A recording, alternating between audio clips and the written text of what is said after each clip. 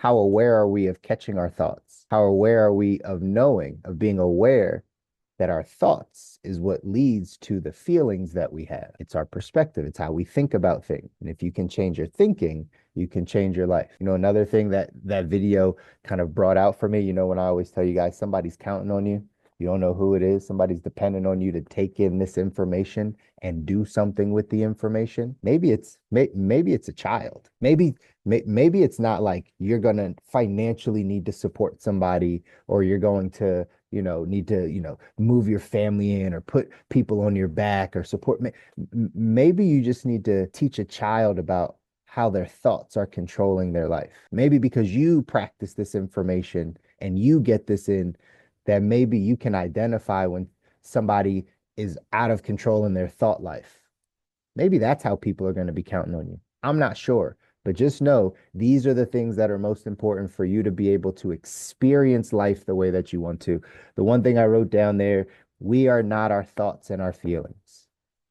You are not your thoughts or your feelings. Like, that's not you. In scripture, it says we can take every thought into captivity. That literally means a thought is not you. Like, it's not necessarily true. None of those things are the case. It's just a thought. I love the analogy that she gave, or they gave about, you can't maybe stop a bird from sitting on your head, but you can stop it from making a nest. Just by what you're consuming and who you're around, you might not be able to stop a thought from coming in, but it's your ability to say, nah, that thought doesn't serve me. That's not helpful. What thought would be helpful? And then replace that thought. You have that choice. You might not be good at it right away. Most people aren't. Most people never stop to even be aware of the thoughts that they get and where they come from. But because you're on this journey of designing your ideal life, of getting to the life you don't need a break from, you're going to be good at saying, I don't know where that thought comes from, but that doesn't serve me. That's not helping me become the man or woman God called me to be. So, in our text, 177 Mental Toughness Secrets of the World Class, it says champions thrive on world class self talk. Instead of those sub personalities that they just talked about in there, the worrier, the perfectionism, the victim, the critic, right? Those are the ones that we have in our mind that become the negative self talk. And where does it come from? We talked about it in the beginning. It normally comes from people that raised us, people that were influential in our lives. A child is not born with negative self talk. You were not born with just thinking poorly about yourself or critiquing yourself or needing perfect, right? That's not, it's because of the environment you were in, because of what your parents told you, because of what coaches told you, because of what, right, teachers told you, whatever it is, you started to learn that maybe you're not enough in these areas. Maybe this person's a little better than. That's why we have to learn how to unlearn and relearn how to talk to ourselves. Very elementary stuff, but I tell you all the time, life is just a game of millimeters. It's not massive things you got to go off and do. You don't need to become a molecular scientist. You need to learn how to collect your thoughts, right? How to capture your thoughts and say, does this help me or not? And if it doesn't help me, I'm going to get rid of that thought and I'm going to replace it with something better. As I was listening to this, I'm thinking about all the ways, right? We encourage our daughter to do affirmations. We have affirmations all around the house and all around her room and on her locker at gymnastics, all the stuff, right? We just put a lot of good stuff around her and we encourage her to say these things out loud. But if she doesn't say it out loud all the time, at least she sees it. Why? Because exactly what that girl said, right? Like, we are programming. We're programming ourselves and we've been programmed. So if there's a thought that you have that you've been programmed with, the only way to unprogram is to add a different thought on. So you might as well start saying better things to yourself. That's how you get to the world-class level. Here's what it says in the text. It says self-talk is what we say to ourselves all day long. Yet it's also how we say it. For years, philosophers, psychologists, and performance experts worldwide have known about the impact self-talk has on us. That being said, average performers are oblivious to what they are saying to themselves and how it's affecting the quality of their lives. The pros have always been aware of the power of language and the power of language and programming and reprogramming the human computer. Dr. Shad Helmstetter, in his magnificent book, What to Say When You Talk to Yourself, writes that up to 77% of the average person's self-talk is negative. According to Dr. Helmstetter, we spend our lives talking ourselves into and out of things. Champions believe and embrace this idea. As a matter of fact, the easiest way to know you're in the presence of champions is to listen to them. The world class has spent years overcoming poor programming, and this process usually begins with the use of language, both with themselves and others. The great ones believe almost anything is possible simply because they have repeated that idea and others like it to themselves for years. To quote Dr. Helmstetter, repetition is a convincing argument. Developing world-class self-talk may be the most powerful of all the mental toughness secrets of the great ones. Say that one again.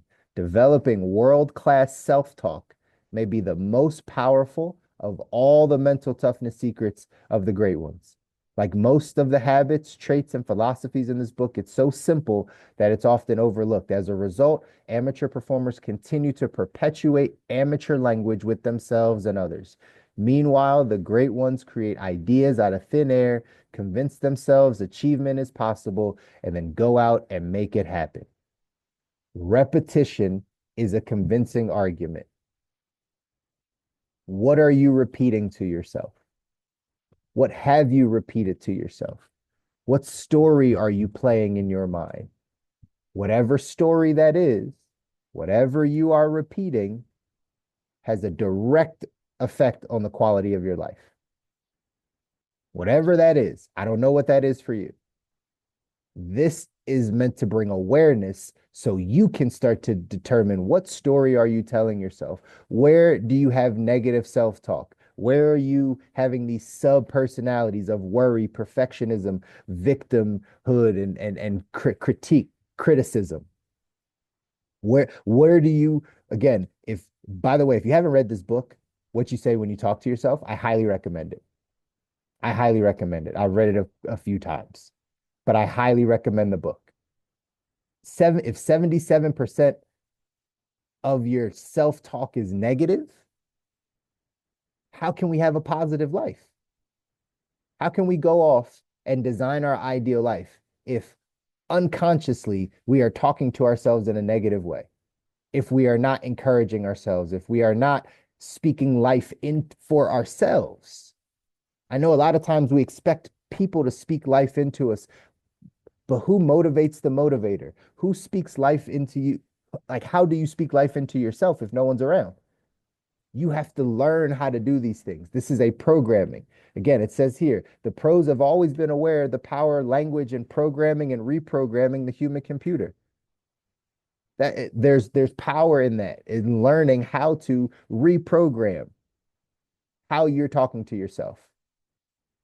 And the way that we do that is what you just heard. Again, I told you I was taking today to teach you some things because we have to, it's not just going to happen, y'all, right? It doesn't just happen.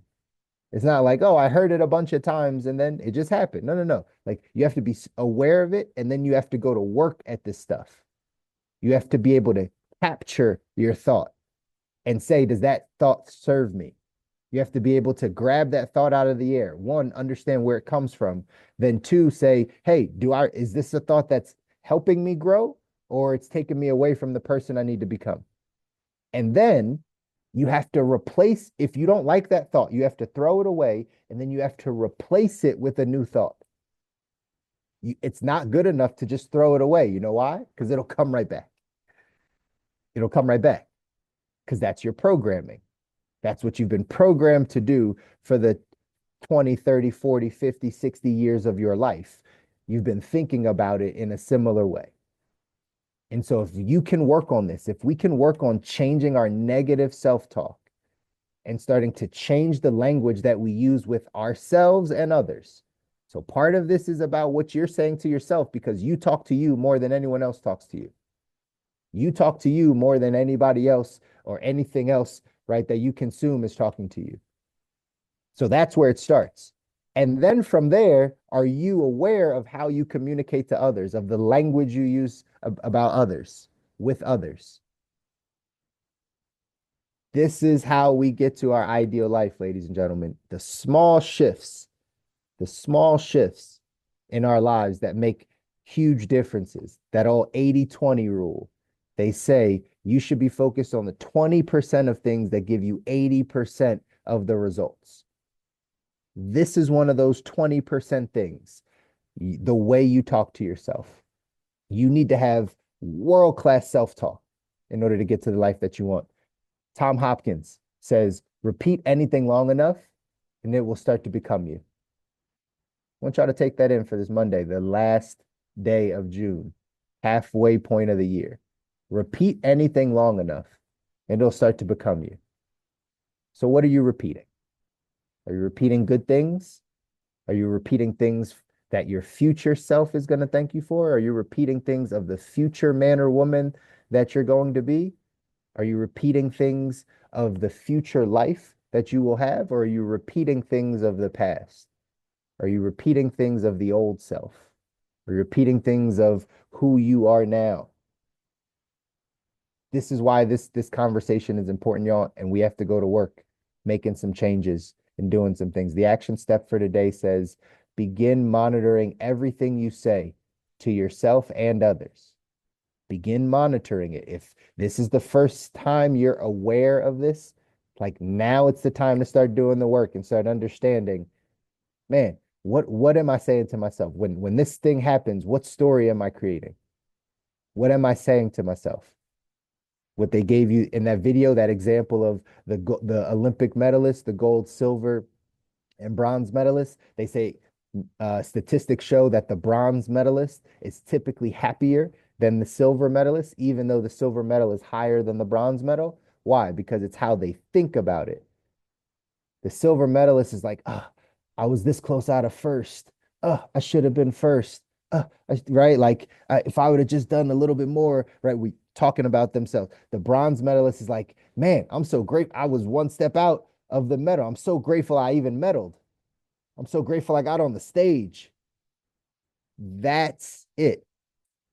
Life is 10% what happens to you, 90% how you react to it. Your reaction comes from how you think about it. 10% of life is what actually happens in your life.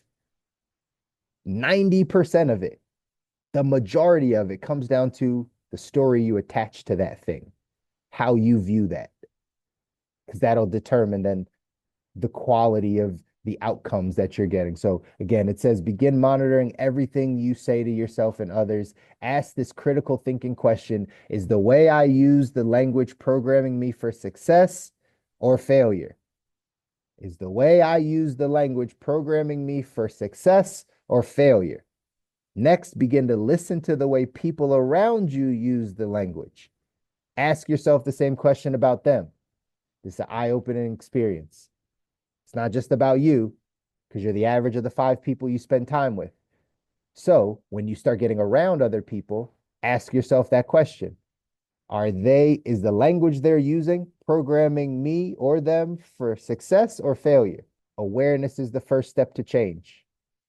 Awareness is the first step to change. So if you want to change your thinking, you have to be aware of what you are actually thinking, y'all. That's the way it goes. And I know you guys can do it. Love you guys. I want you to win. You deserve to win. Your families deserve to win. No one ever tells you. I'll always tell you because you deserve it. And like I said earlier, people are counting on you. Yeah, they might be counting on you to build the capacity to handle the life you're asking for so you can help them. They might just be counting on you to learn this information so you can pass it down to your kids, your grandkids, your nieces, your nephews, the kids that you mentor, the kid that's in your neighborhood that is a little angry or a little whatever. Maybe they need this. They just aren't here. You're here. That's why you got to take it in and you got to start making this stuff happen, y'all.